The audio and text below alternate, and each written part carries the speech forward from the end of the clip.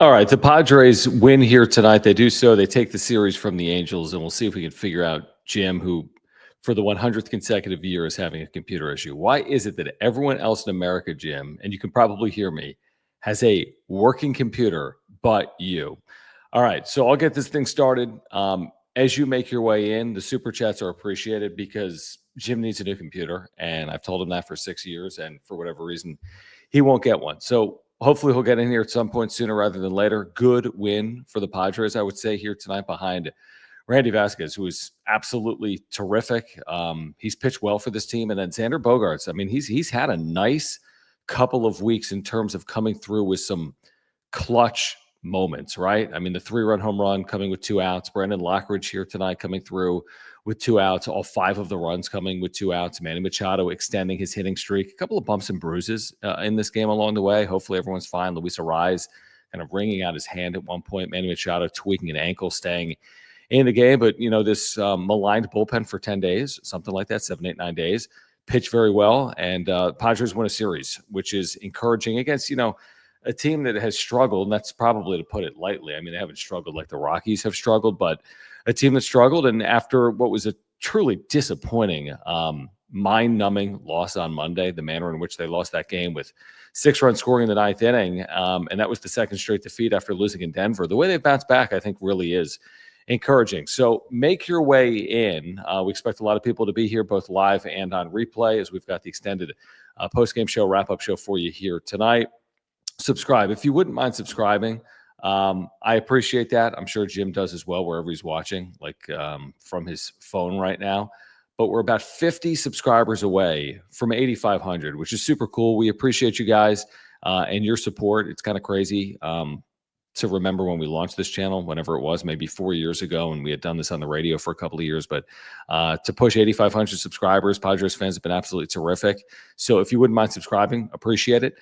Please smash the like button for us, and you can follow us on X at John Schaefer, at Jim Russell SD. And seriously, we do appreciate the supers. If you want to control the direction of the conversation, if you just want to support our work, click the $ below the chat box. There's a lot to react to. If you want to make sure I see your comment here, especially going solo, make sure to do it with a super by clicking the $ below the chat box. And let me get going with the first super of the night, which comes from Eric. I think it actually came in a few minutes before the show started. Appreciate you, Eric. Not sure if you're still here or not.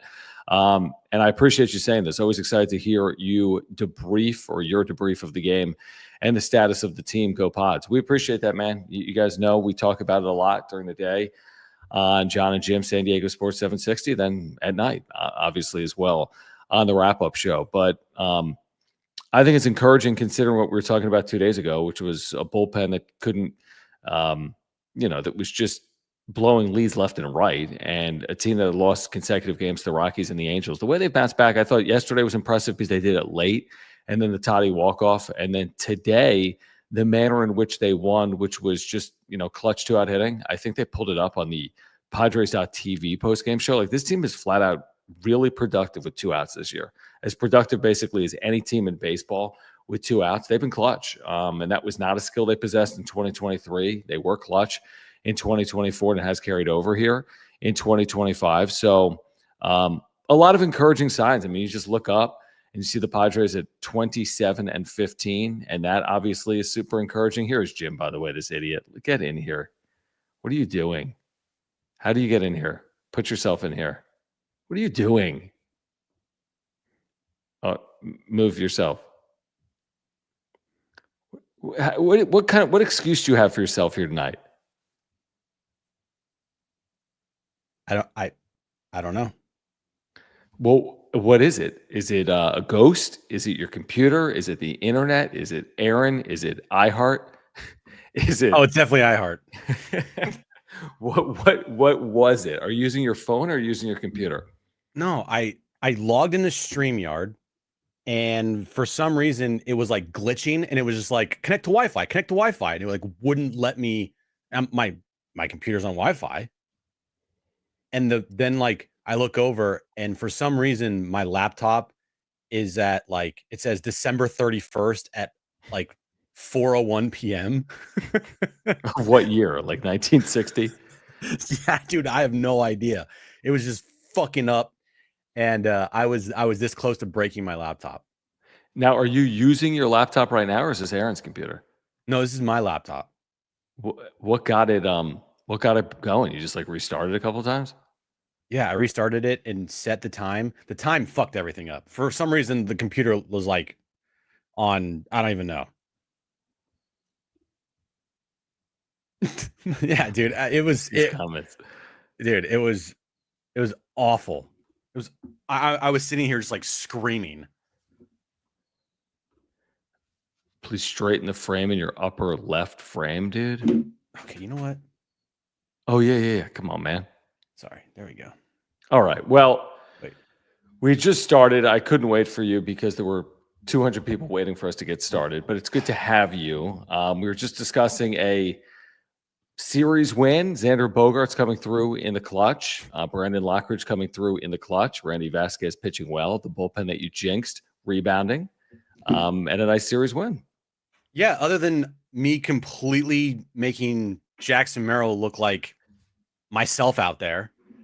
You freaking ruined. I buy this freaking card, my first ever purchase of a card. I buy this card on freaking eBay, and you have ruined him. John Morosi 2 nights ago said he was going to be a Hall of Fame trajectory. Now he's hitless in consecutive games, and this card's probably worth 2 cents.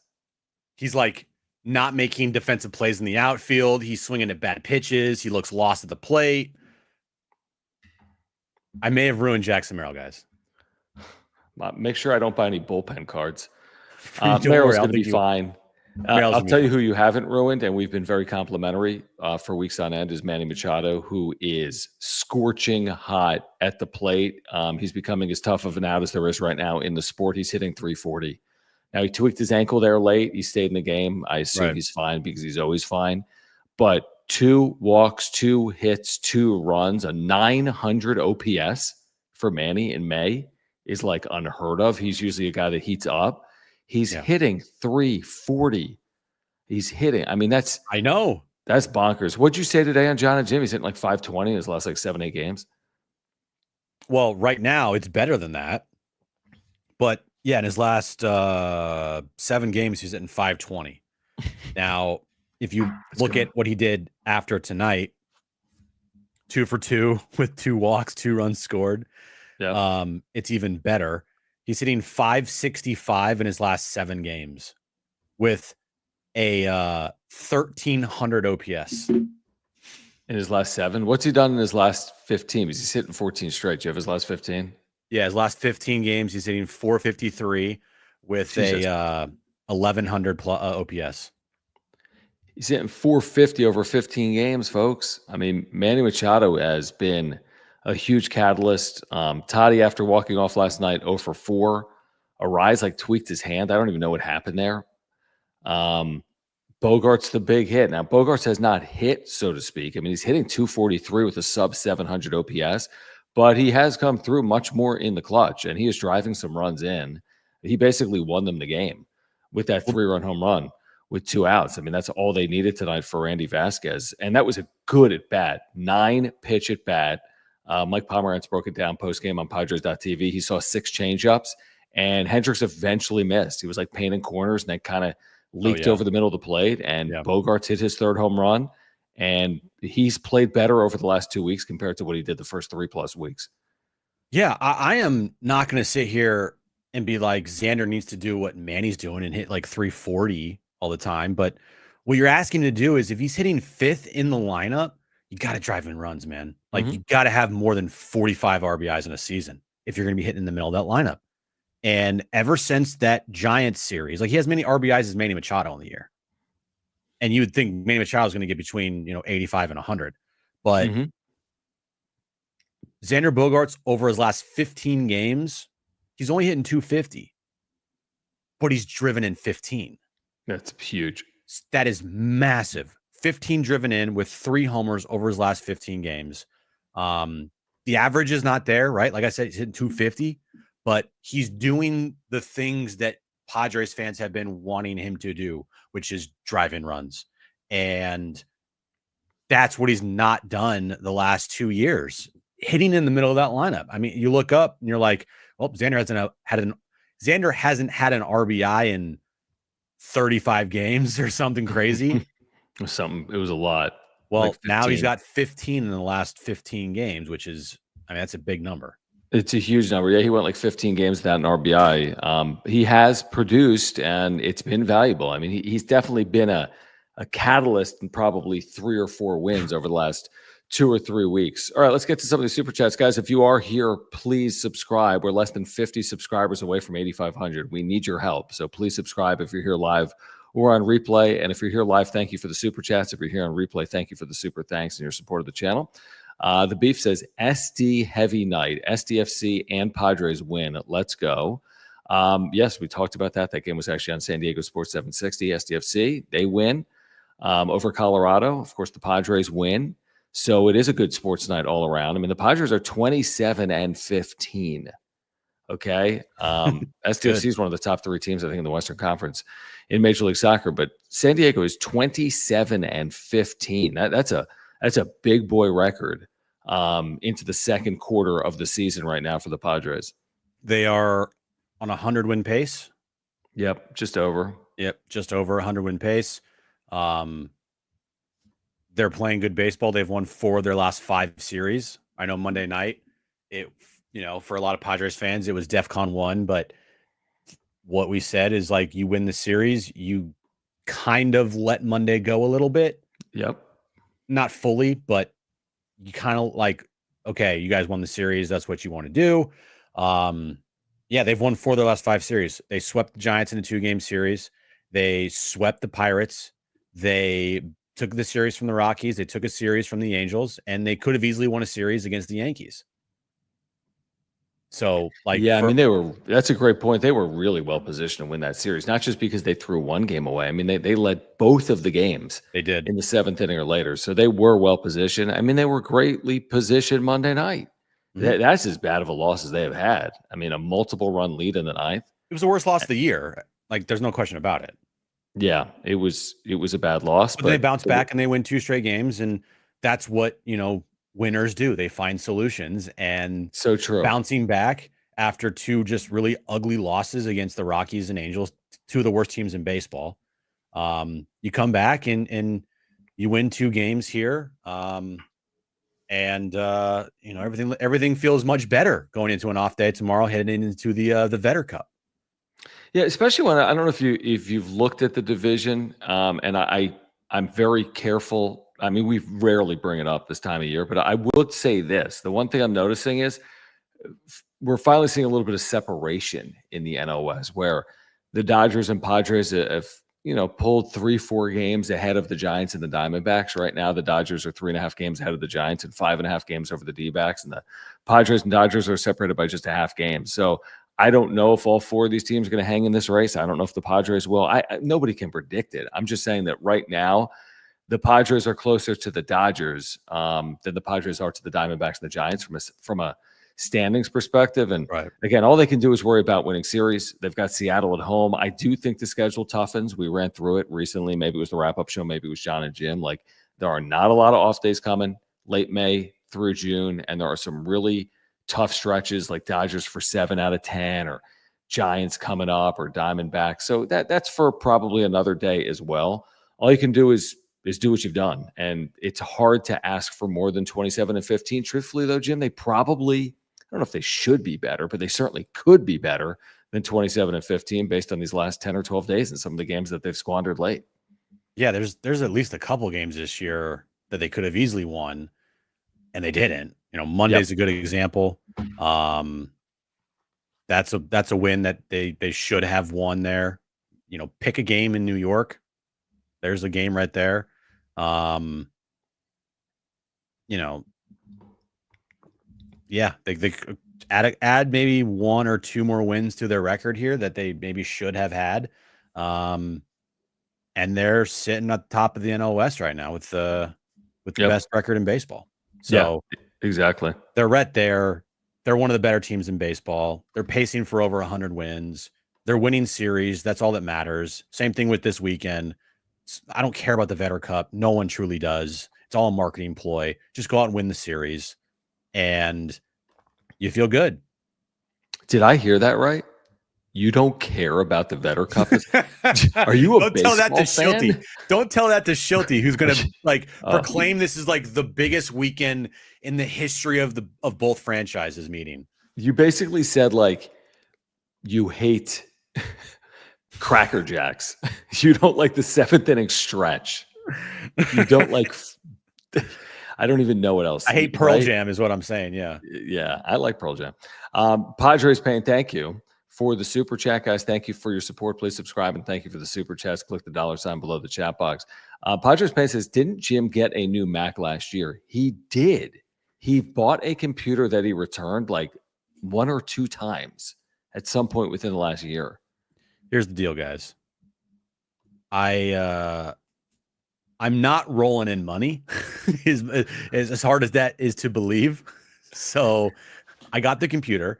I may have went a little too big. And I thought my old Mac, the Mac I'm using now, like broke. And I found out it didn't break. So then I was like, oh, okay. Everything's been fine, guys. No, it hasn't. Your computer sounded like it was exploding today on the radio for 4 hours. Correct. There was the other day where your computer was at 1%, so you couldn't like do the show. Correct. That's all happened in the last like 48 hours. You know what? It's okay. It's okay. It is okay. It is okay. Guys, we're going to get back to the conversation in a moment. We want to remind you about our title sponsor, Mark Nimitz. Can't do it without your support. Everyone here live or on replay, and without the support of Mark Nimitz. If you're looking for a terrific insurance agent that's based in San Diego, that's a lifelong Padres fan, click the link in the description down below. Contact Mark. He'll give you free quotes online or by calling him. He'd love to talk to you about the Padres. He's such a passionate Padres fan. He's been with us since day one. I've got homeowners, earthquake, and life insurance policies with Mark. And if you ever need him, trust me, he's going to be there for you. He's been there for me and my family a countless number of times. He saved us so much time and money. So if you support our channel, please support Mark Nimitz, whether it's auto, home, renters, life, or whatever your insurance need is. Before you renew your current policy, get in contact with Mark Nimitz at Farmers Insurance. Yeah, all his information is on that ticker below, mnimitz@farmersagent.com. When you reach out to Mark, let him know that John and Jim from the wrap-up show sent you. All 5 runs tonight with 2 outs. We had a pretty lengthy conversation today on John and Jim about Brandon Lockridge playing over Jason Hayward. We had Kevin Acee on the show, and Brandon Lockridge, they had been going with these platoons, right, in left field with Hayward. And this was a night where Hayward, you'd think, would be in there against a righty. He was not. And Lockridge came through. And you do wonder now if Lockridge will be given more opportunities moving forward. He is as good of a defender as Hayward. He runs better than Hayward. He came through in the clutch tonight with 2 outs, and that scored 2 runs. And you wonder what it looks like now for Brandon Lockridge and Jason Hayward moving forward. This is a good start for the play Brandon Lockridge more conversation. When last night, same scenario, 2 outs, bases loaded, Jason Hayward strikes out. 2 outs, bases loaded, Brandon Lockridge gets a single there into left field, scoring 2 runs. Right. I know that Kevin on with us today didn't want to officially report this, but said that there is something going on with Jason Hayward and like a bug going around. So yeah, it was a little weird what Kevin said there, but anyway, there was the reason why Jason Hayward was in the lineup tonight wasn't fully because of how awful he's been. Maybe that has a little to do with it. Maybe it has a lot to do with it, but there's other reasons why he wasn't in the lineup tonight.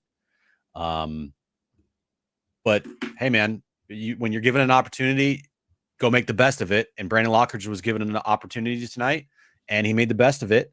And I think he's earned some more playing time after tonight's game. And I think going forward, what we said is just give me a platoon of Brandon Lockridge and Tyler Wade in left field. It's not that hard. Like, that's a better combination than whatever Jason Hayward's going to give you. I think it's a better Band-Aid in the medium term. Yeah. I think none of the current options are probably ideal to like win World Series. Not that you have to have the perfect player at every position to win a World Series, but they're certainly lacking in left field, but it's nice to see someone like Brandon Lockridge maybe pick up some of that slack here tonight. I mean, Jason Hayward has truly struggled. That's just a fact. I mean, it's not like he's been okay or he's underperformed. No, he's been really, really bad. And he's had a good number of opportunities, and he's only platooning and he's been bad. Imagine if he was actually in there every single day. So I don't know what it looks like.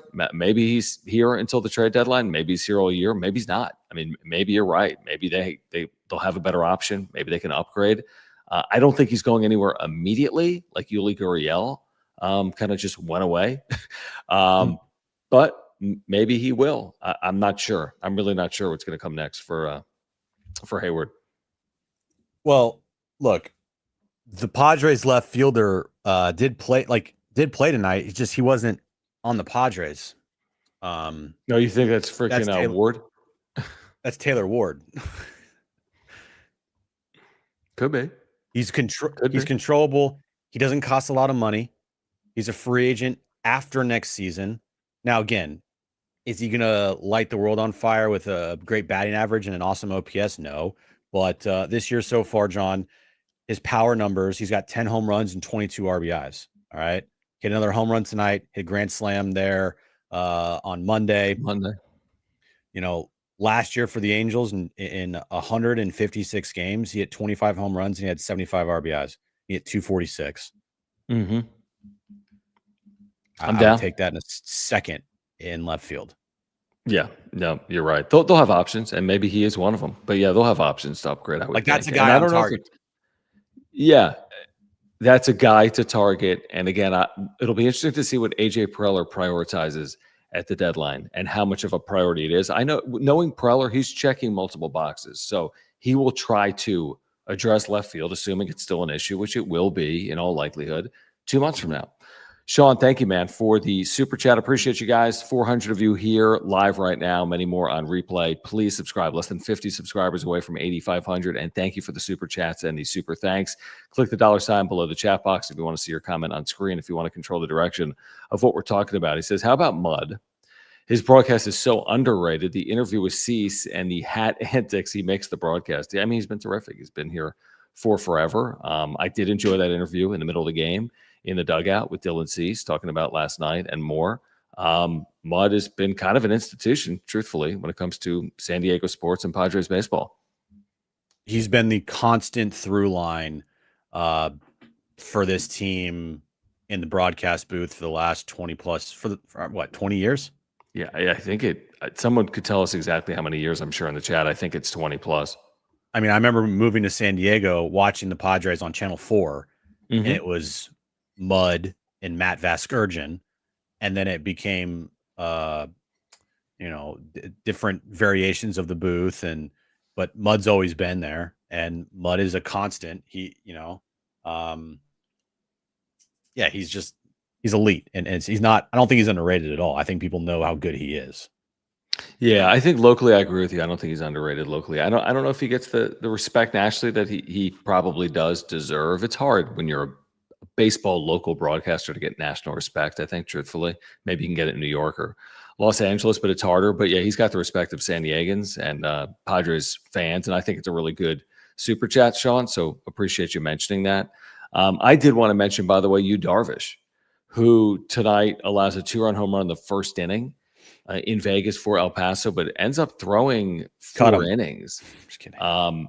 And maybe is on his way back to the major leagues for his next start. I think it's at least a possibility. I know Schill talked about a pregame where he's like, he's kind of like a veteran guy, and we're going to trust in his decision making. And we're not going to just have him pitch down there for forever. And then Kevin Acee had the interesting point of like, there's only so many like bullets in the holster. If you're Darvish, he's not a pup. Why go waste 80 pitches and make another rehab start 5 or 6 days from now? So I wonder if Darvish does make his next start in the major leagues. 100%. I agree with that. You don't want to waste his pitches down in the minors. Like, have him pitch at the big leagues. Now, I said the 28th against Miami or in that series when I could see him starting. But if it's next Wednesday or next Thursday against Toronto, like, I would be happy with that. Yeah, that's kind of, it makes sense.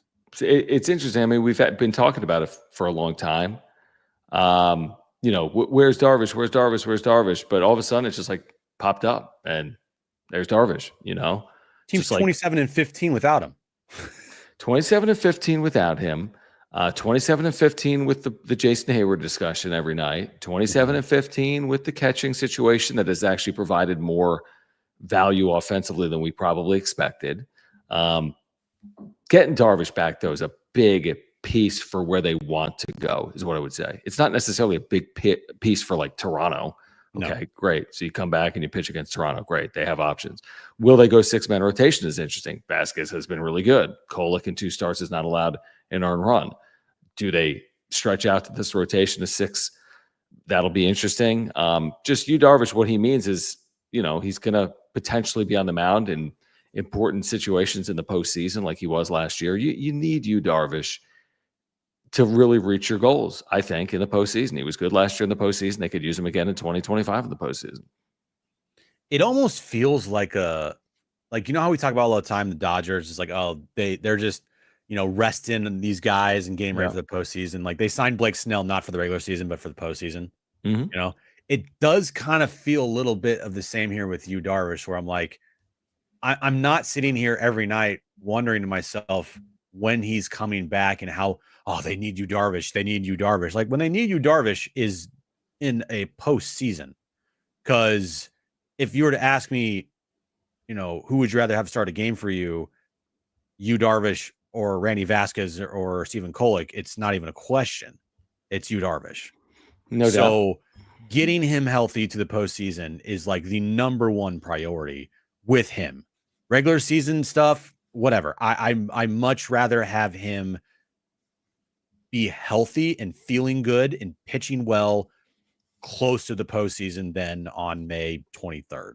Yeah, great point. I completely agree with that. I mean, that's so critically important. If you've got Darvish healthy and effective late, Cease healthy and effective late, King, right? If you could pair it all together, if we could snap our fingers and say King, Cease, Pivetta, Darvish, healthy and effective late, Padres ceiling remains as high as most teams in baseball. I don't know if it's the highest, that's for, again, another day, but way different having Darvish in a long series as opposed to having Randy Vasquez. Because you know what? Pivetta and King and Cease, they'll carry the load for the regular season. I mean, this team got through the season last year with essentially 2 pitchers in 193 games. Mm-hmm. So adding Pivetta was the biggest move easily of the offseason, and how impactful it's been so far this year. I didn't think it was going to be this impactful. Like I thought it was going to be impactful, but they have a legit 1, 2, 3 at the top of their rotation. And those are the guys that are going to carry the load and be your workhorses. You don't need Darvish to be that. Yep. You're right. HBBV, thank you for the super. He says, need Darvish Jr. to pitch for San Diego. Stuff is nasty. His son. Yeah. I mean, how old is he? I don't think he's in high school. Yeah. I mean, soon, maybe. Who gets the big leagues first, Darvish Jr. or Ethan Salas? Ooh, good question. I'm gonna go with Darvish. AJ is gonna draft him in like the 12th round. Yeah, exactly. You go with Darvish Jr. That's hilarious. No, I'm like dead serious though. To get to the big leagues though before Salas? No, I was dead serious about AJ drafting his son in like the later rounds, because that's what the later rounds are. You just draft. But is he a later round guy, or is he someone that I don't know. actually has... I have no idea. I know he's a Cathedral, but I have Cathedral High. I'm pretty sure. According to the chat, yeah. Cathedral Catholic. Yeah, I don't know. I don't know anything about him, but yeah, maybe they'll have an opportunity to draft him. That would be pretty cool. Yeah, just do a solid for Darvish and put him in the system and try to develop him. Yeah, right. Salas can catch him in Fort Wayne or wherever. Exactly. For the next 10 years. Yeah, they could play together. So yeah, Darvish again made the rehab start in AAA. So we'll keep our eye on that story. And the Padres are off Thursday. And then I think someone had it in the chat about the 6-man rotation. They play 31 games in 33 days. So if you're playing 31 games in 33 days, if you go to a 6-man rotation, maybe that makes sense. Part of me says I really like it because the season is long, to your point, and you're kind of preserving. But part of me says, shouldn't guys like Nick Pivetta, Dylan Cease, and Michael King pitch more often than every 7th game or every 6th game, I guess, technically, but maybe every 7th day when there are off days in there. So it's like I go both ways on it by extending out the rotation. What do you think they should do? I think I get your point. You want to have them pitch more than Yeah, not. not less. But when's this 31 games like stretch here? Does it start after this Thursday off day, or does it start? It definitely starts later in the month. It starts after maybe the 20th. After, yeah, the 20th, Toronto. They go from the 20th until the 25th of June. So the 20th of May till the 25th of June with 2 off days. Yeah, that's right. And they really go until July 3rd. They go until July 3rd with 2 off days. Or 3 off days, I guess. Yep. Yeah, so from May 20th to July 2nd, they'll have 3 off days there. So maybe 6-man makes sense. I mean, I was just the one saying you need to keep them healthy. So, I mean, is that a way to preserve? You also don't want to push it there, I feel like. If you can go 6-man, go 6-man. Don't push it. It's not like we're in, late August, September, where it's like we got to get our best guys out there as much as possible. I'm cool with 6. I'm cool with the 6-man. I'd much rather give these guys maybe an extra day, because the thought process is they expect to make the postseason and make a deep run in the postseason. What does it mean for the bullpen to be one short? Well, that's a question there. And you're going to be throwing every day, or playing every day. So it's maybe a balancing act. I'm curious. I really am. We should get an answer on that sooner rather than later. Guys, you can get to the Padres thanks to our friends over at SeatGeek on Friday when the Vetter Cup begins, because tickets start at just $32 at SeatGeek for Friday night's game. So that's an incredible value. We've come through for you guys on the wrap-up show. You can use promo code PODSWRAP. That's PADSWRAP. You're getting $20 off your first ticket order at SeatGeek of $50 or more. You heard me right.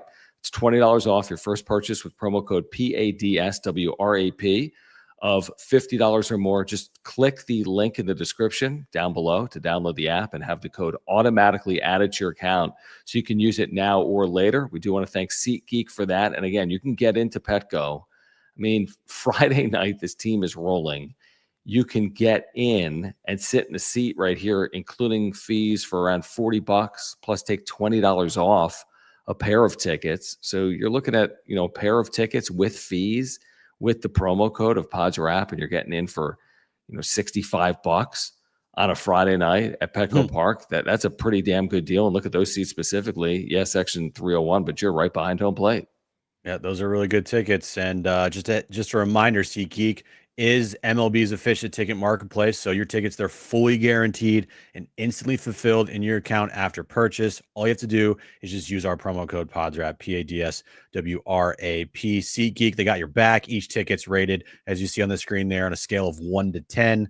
So you're getting a good deal. Just look for the green dots. Green means good. Red means bad. Use our promo code PODSWRAP, $20 off tickets at SeatGeek.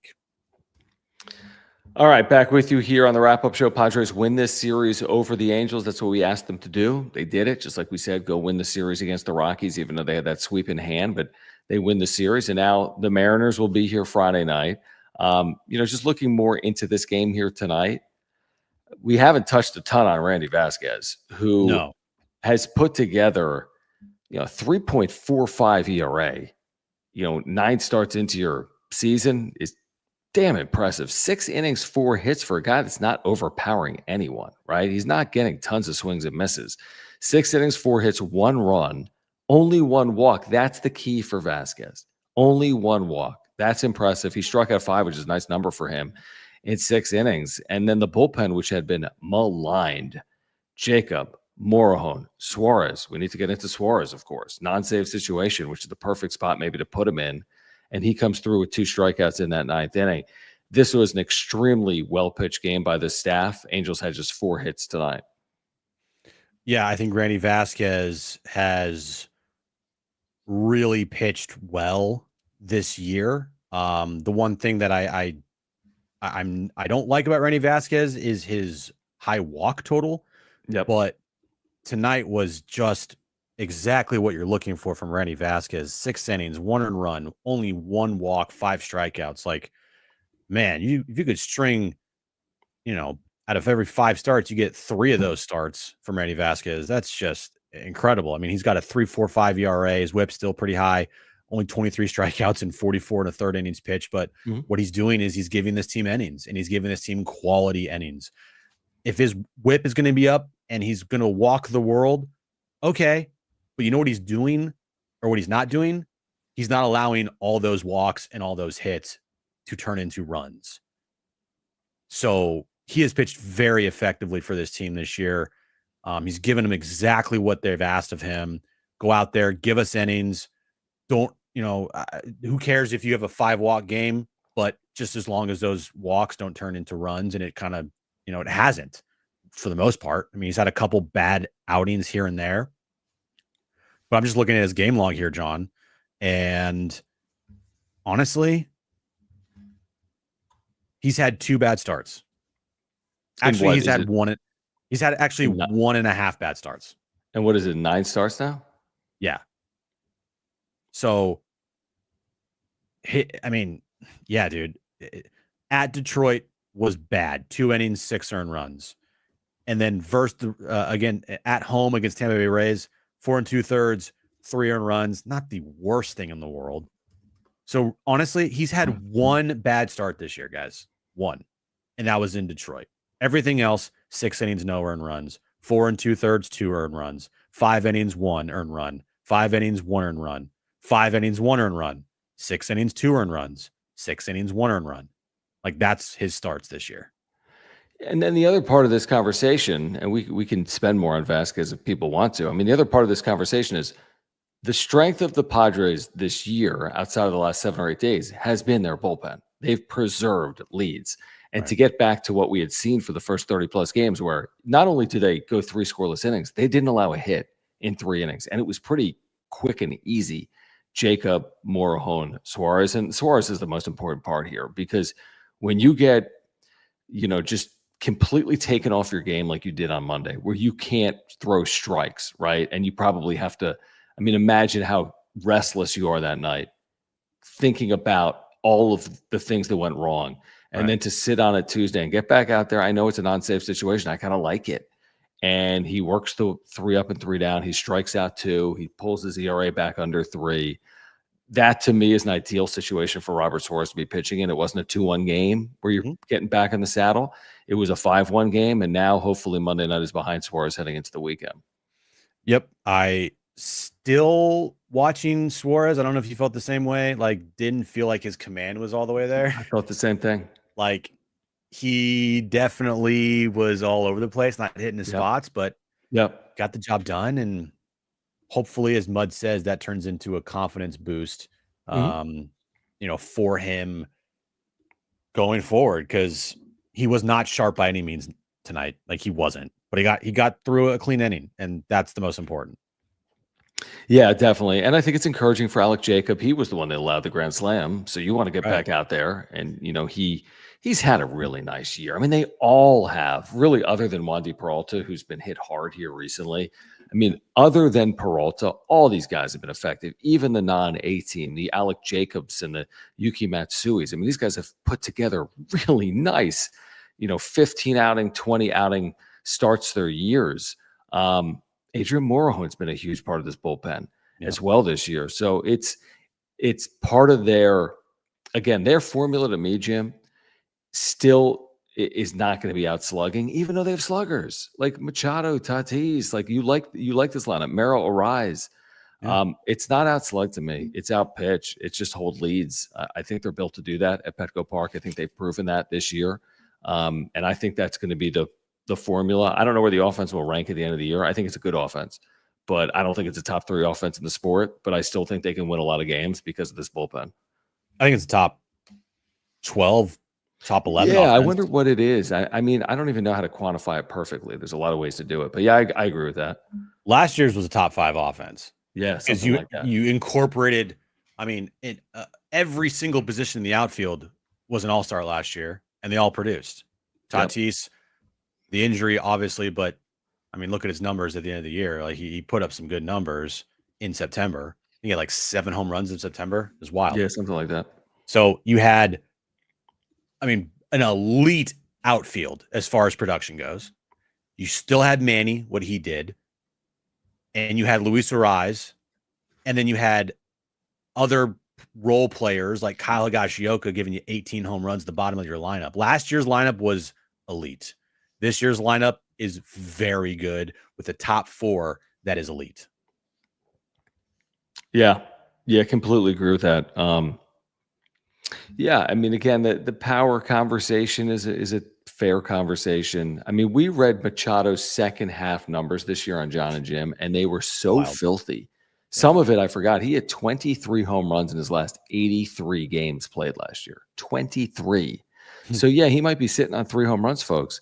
But if he hits 23 over an 80-game stretch, he's hitting 30 plus this year. So that's still on the table. You might say to yourself, how is Manny Machado going to get to 30 home runs? I mean, I get it.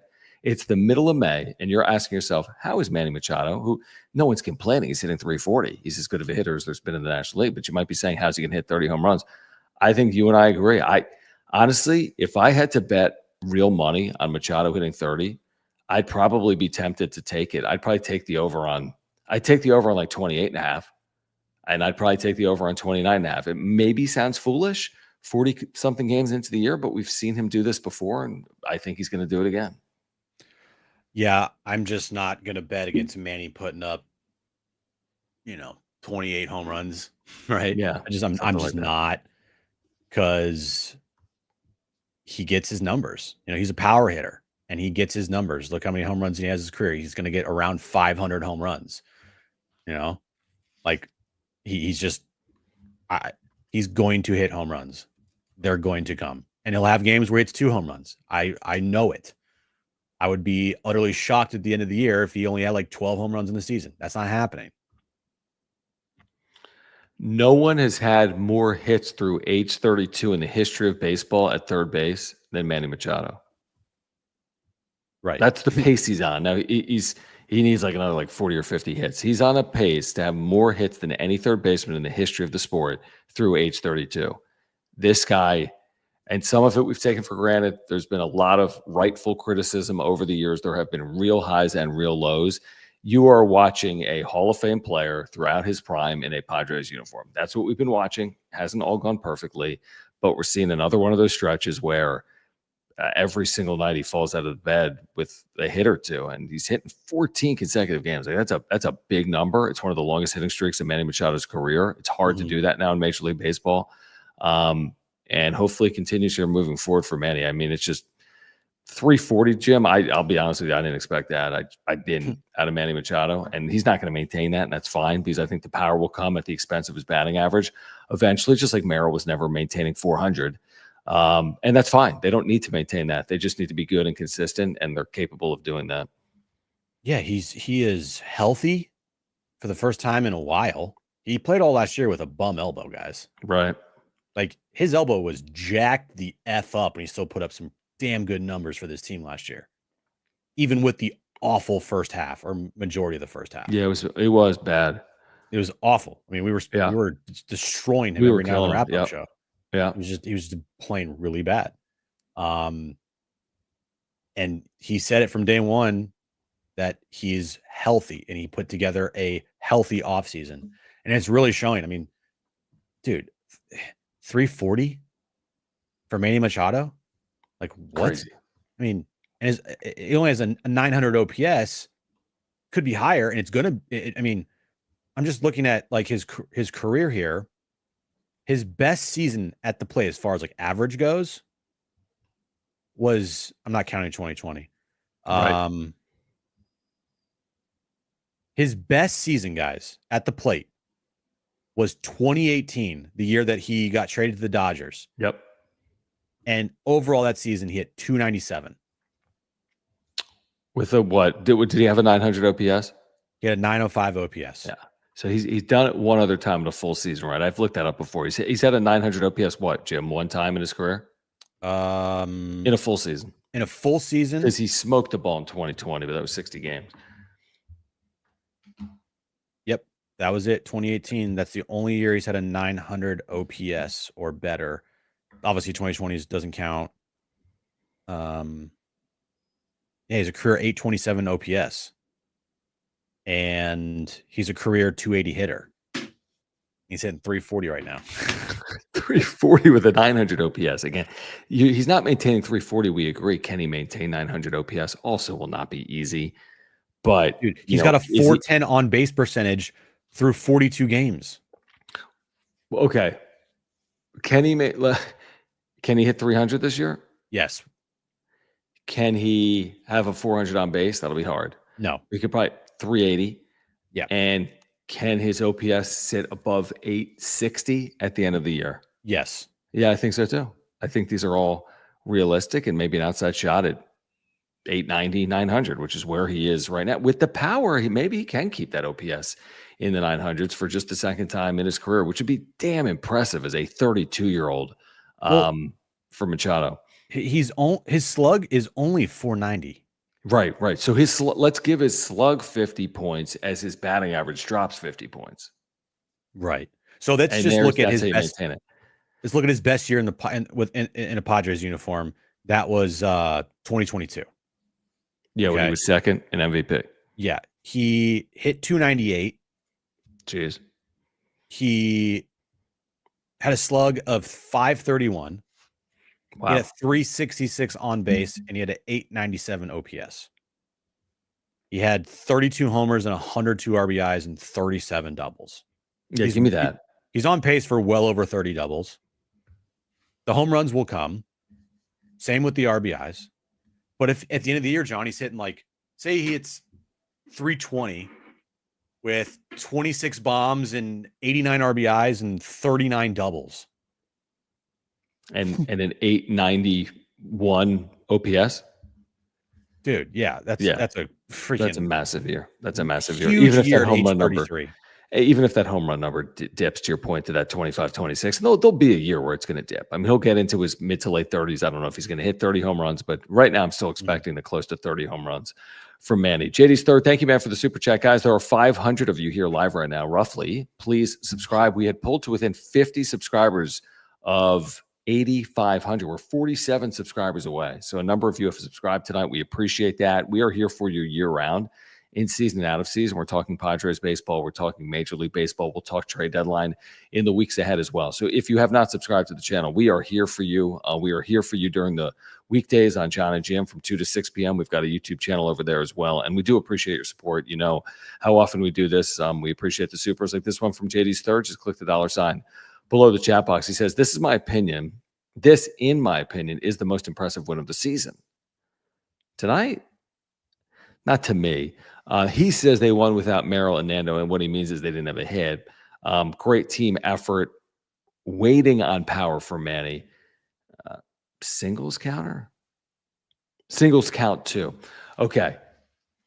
Yeah, I'm not going to be critical of Manny Machado because he's hitting 340. And I think that's the point of JD's third.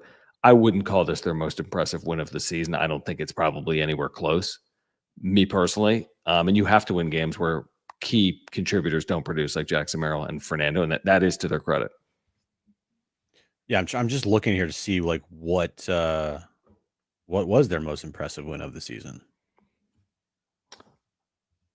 In terms of overcoming a deficit or beating a really good team, I mean, how about coming back from 3 runs down at Yankee Stadium in game 1 of that series?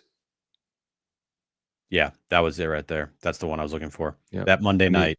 Yeah, that's a damn good win. They scored 4 in the 8th there after Schulte got ejected for Tatis getting ejected. That's the most memorable win so far.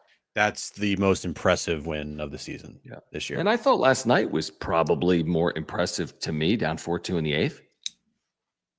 Yeah, I mean, it wasn't a great game. Facing adversity, yeah. You think watching that game, you're like, all right, they're going to win. And then the bullpen blows it, and then they come back to tie it. And then Toddy with the walk-off, you could argue last night as well. Mm-hmm. And then someone said, come back versus Cubs. Was that at home? They had that comeback where they came No, that back was from on that Sunday afternoon. Remember when Yes. Merrill got hurt? That's right. And then someone said, I mean, they did beat a team 21-0. I mean, it's how do you quantify best? I mean, that's ridiculous. So they've had some good ones. Now, I thought last year they had more compelling come from behind dramatic wins, but that's not a bad thing that they're jumping out to leads and holding leads. It's been a little more drama free, I would say, to start. No, not a little more. When last year they were a 500 team for forever, for 100 games. They were 50-50 last year. I mean, we're very critical of their up and down play.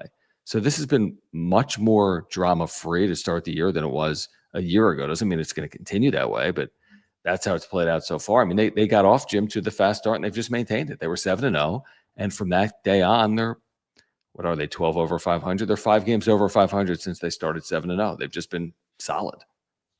Yeah, and that's what we have said is because of the hot start, because of the 7-0 start, you don't have to play some crazy brand of baseball. Mm-hmm. You just go, 10 to 15 games over the rest of the way. It's a big number. But then you're sitting at 20 games over 500 because of the 7-0 start. That 7-0 start is going to go a long way. It really will. I mean, nobody envisioned that. No. The Atlanta Braves for 4, they swept. They're 14-3 start, I should say. They're 14-3 start because 7-0 is great, but you could lose 4 in a row easily. Better. Yeah. 14-3, that's what's going to go a long way for this team this year. And what's their record now? I don't know if you have in front of you MLB expanded standings. Just what's their home record? Oh, their home record. I mean, it's got to be really good. It's ridiculous, right?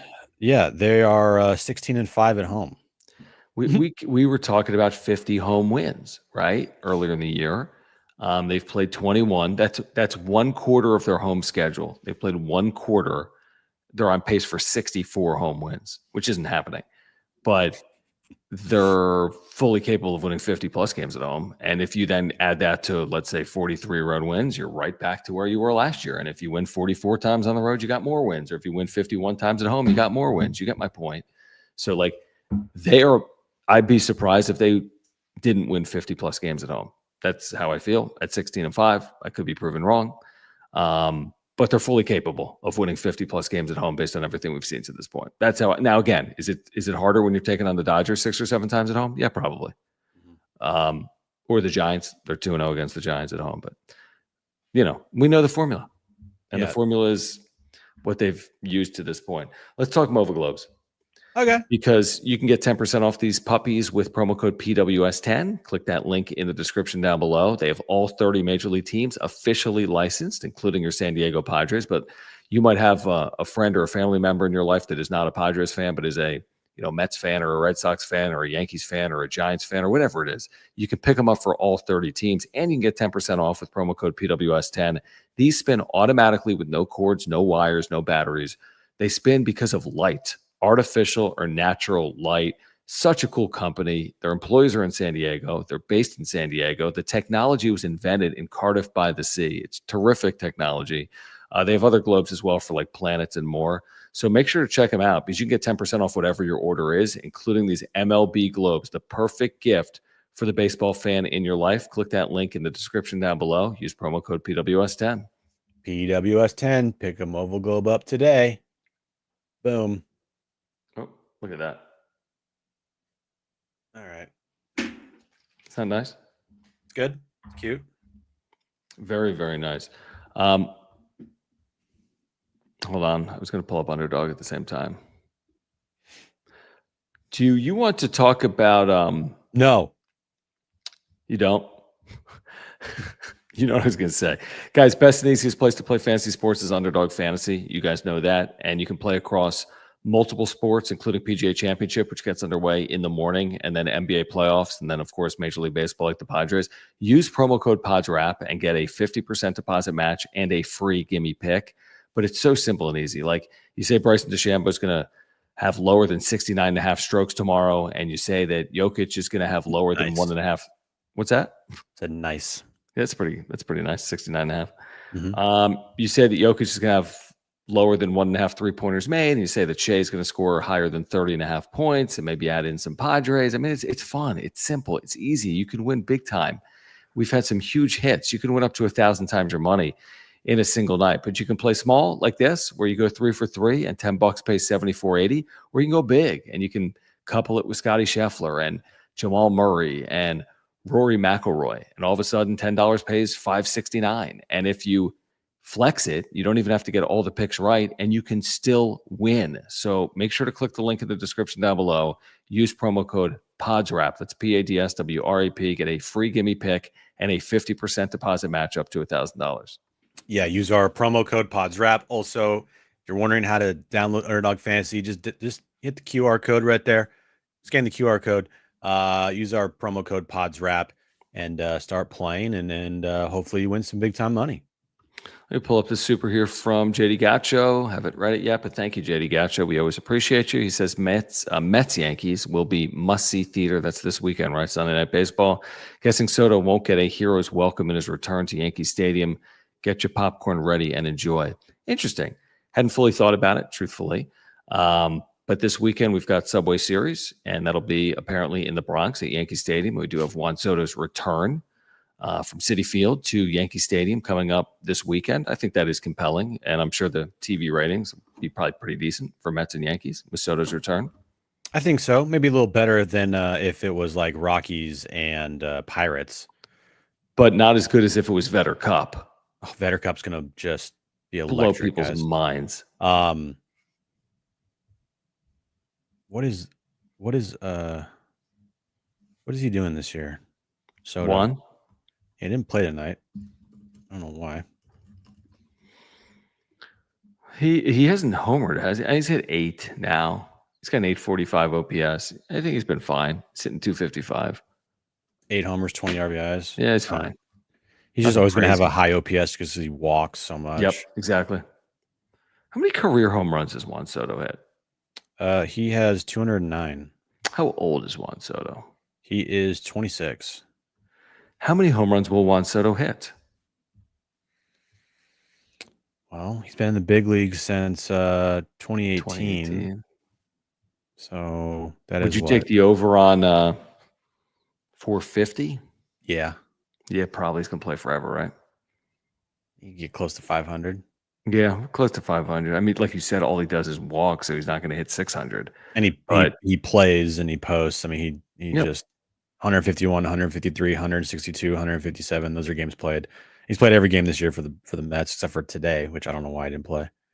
Yeah, you can basically put him like in the Hall of Fame based on like his on-base percentage. His career is going to be when his career is over. It's going to be so weird to look at at his baseball card or at least to look at his stats, because it's going to be like Washington, San Diego, New York, Yankees, Mets. Like, what the hell? Yeah, like has there ever to continue on that topic for 2 minutes?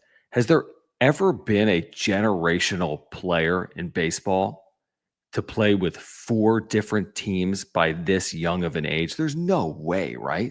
No way. Well, the teams, I mean, all the teams were smart because you got the Nationals knowing they're not re-signing them. That was very smart.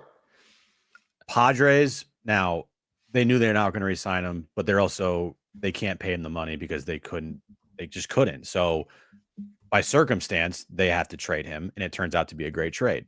Now the Yankees tried to re-sign him, but they went all in for 1 year and they got max value for Juan Soto, and they made a World Series. Yep.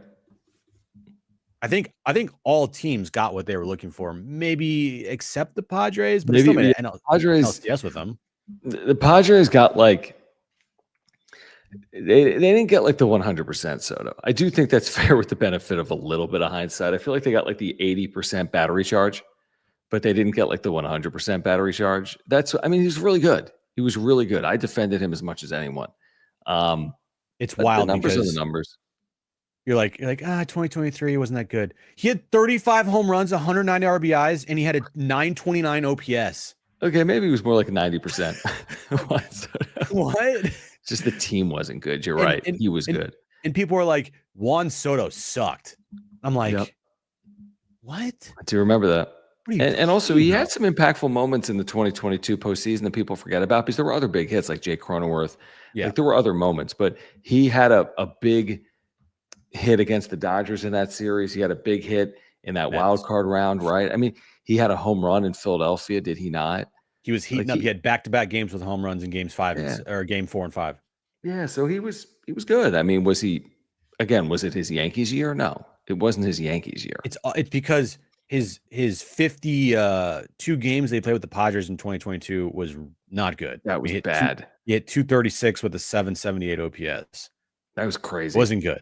But then he backed it up with a year where he had a 929 OPS, led the team in every single offensive category, and hit 35 bombs with 109 RBIs. Just listen to this real quick. Similar batters through age 25. Baseball Reference, right? On his page. Listen to this list for Juan Soto. Bryce Harper, Frank Robinson, Ken Griffey Jr., Mike Trout, Andrew Jones, Eddie Matthews, Miggy, Mickey Mantle, Orlando Cepeda, Vlad Jr. Is that good? By the way, you know how many of those guys are in the Hall of Fame? 1, 2, 3, Like 4, all of 5. them almost? You know how many will be? Trout is 6. Miggy is 7. And Bryce Harper is 8. That's a good list. That's a damn good list. It's amazing. Now, I don't think he's going to have a freaking Padres hat, on his freaking plaque, but whatever. I don't know what cap he will have. Will he have all the caps? Will he just have like an MLB cap? He's going to play for 10 teams by the time it's all said and done. Will the Padres do what they did with Dave Winfield and pay off Juan Soto to wear their logo in Cooperstown? After playing 100 games or whatever? That is the question of the night. No, because you're going to get Manny. You get the real one with Manny because he's going in as a Padre over an Oriole. Yep. The next Padres Hall of Famer will be Manny Machado. Yeah, the next actual Padre Hall of Famer is Machado. And then from there, it's a fun conversation. Because unfortunately, Toddy seems unlikely. And first of all, has nowhere near the numbers to do it. But even if he did, that's a whole nother conversation too. Yeah. Yeah. After Manny, it might be a while. And maybe it's Jackson Merrill. But John Morosi 2 days ago said it was Merrill, and he's 0 for 8 since. I know. I say he's the best player in baseball, and he's like swinging like me and you. Shoot, I think Brandon Lockridge has a better chance to go to the Hall of Fame based on the last 2 nights. I agree with that. Jackson Merrill. Guys, support our partners, Mark Nimitz at Farmers Insurance, Hamul Casino, Mova Globes, SeatGeek, and Underdog Fantasy. And join us tomorrow on John and Jim. We'll get you ready for it this weekend. Seattle in town, Vetter Cup. I think a lot on the line, although I'm not really sure. Just go win the series against the Mariners.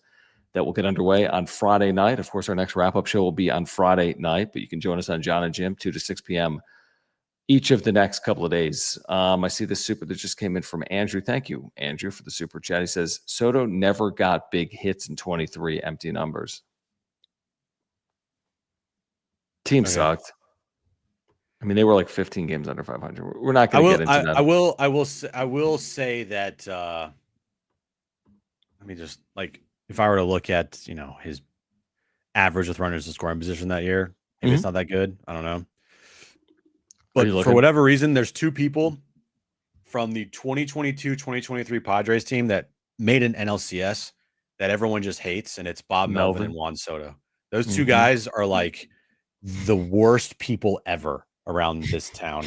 And you got people in the media saying Juan Soto was a cancer. Like, okay, well, if he was a cancer, why'd the Yankees make the World Series last year? And why did the Nationals win a World Series? Correct. But what did he hit with RISP? He hit no, you're right. He did struggle. He did have empty numbers. He only had 345 with runners in scoring position with an 1143 OPS. He was, by the way, awful. with men on that year, he hit 325 with a 1050 OPS. Yeah. Never had big hits in 23. The empty numbers were because the team was empty. It is fair. The team was empty. Yeah. The team sucked. Was a house of cards. Okay, they were really bad. They started September 15 games under 500. The team was bad, but that's not because of Juan Soto. And if you gave Soto better circumstances like this team right now, okay, that's freaking like an explosion. Dude, imagine a lineup, because it was possible last year. Could have happened. Yep. A lineup with Tatis, Arise, Manny, Merrill, Soto, Yeah. Profar. I'll put Soto in my lineup over Jason Hayward. I'll figure out the math on. Now you wouldn't have had Higgy or Michael King, but True. And King has paid some serious dividends over the last 2 years. But listen, they're not winning 93 games last year without Michael King. Yeah. But again, the whole hate on Juan Soto, we disagree with it. I get being a fan, but I mean, I don't know. I don't think he really deserves it. In fact, I know he doesn't deserve it. All right. Join us tomorrow, John and Jim, San Diego Sports 760. And please support our partners and please subscribe, guys. We'd love to get to 8,500 subscribers with your help. Hopefully we can do it this week. What are we at? We're less than 50 away from 8,500, which means we need to get that by the end of the week. So if you have not yet subscribed, hit that subscribe button, hit that like button. It helps the algorithm out for us. Also comment on the video as well. Helps the algorithm there as well. And we are inching closer to our 10K goal before we die. The All-Star break. I mean, we got to get our death. Yeah, before we die. All-Star break. We're not getting to freaking 10K before the All-Star break unless people start subscribing. Well, then just guys subscribe. What are we doing? I mean, I think we get past 10K if we can get ourselves to the World Series. Yeah. Okay. I'd love to know how many subscribers. Here, comment in the chat. Comment down below if you're watching on replay. How many subscribers to this channel if the Padres win the World Series this year? Here comes a 60-game losing streak. All right, for Jim, I'm John. This has been the wrap-up show. Thanks, guys.